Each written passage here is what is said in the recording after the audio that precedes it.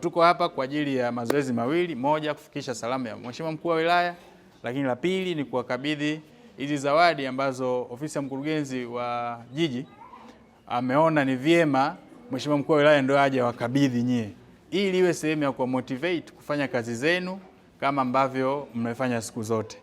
Sasa tunafanya hivi tukiwa tuna sababu mbili kubwa. Sababu ya kwanza ni kutambua kwamba mnapofanya kazi hapa na hatupati malalamiko yoyote, lakini na nyinyi mna mahusiano mazuri, ina motivate kufanya kazi, lakini pia inatuvisha sisi viongozi wa mkoa, wilaya, inatuvisha nguo.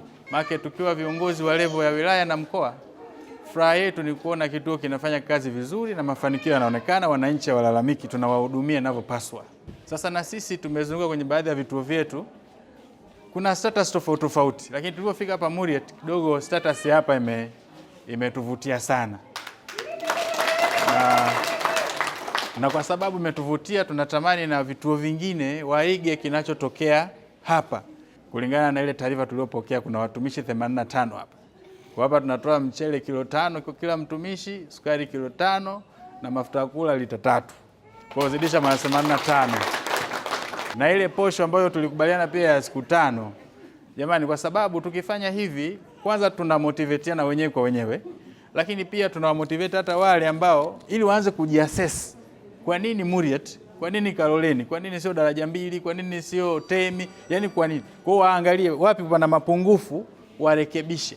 Sisi hamu yetu ama fahari yetu ni kuona nyinyi mnawahudumia Watanzania wao waliokaa, ambao ikitokea changamoto hapa kwenye kituo cha afya hawana pa kukimbilia, ndio kwao. Wahudumieni kwa furaha, kwa amani, kwa utulivu, kwa upendo. Baada ya zoezi hili, ombi langu ni kwamba muendelee kufanya vile vile ambavyo mlikuwa mnafanya na zaidi. Yaani msiishie hapo, mfanye na zaidi, ili kesho na kesho kutwa akija tena kiongozi mwingine wa ngazi ya juu akija kutembelea hiki kituo afurahishwe na kama ambavyo na sisi tuliona tukafurahishwa, na kiongozi wetu tumempa feedback akafurahishwa na kaona sasa ni vyema kuwapa zawadi na kuwatakia heri ya sikukuu ya Pasaka. Tusiache kuwahudumia Watanzania wetu. Hawa ndio wanasababisha sisi tuitwe madaktari, manesi. Bila hawa sisi majina hayo hatuna.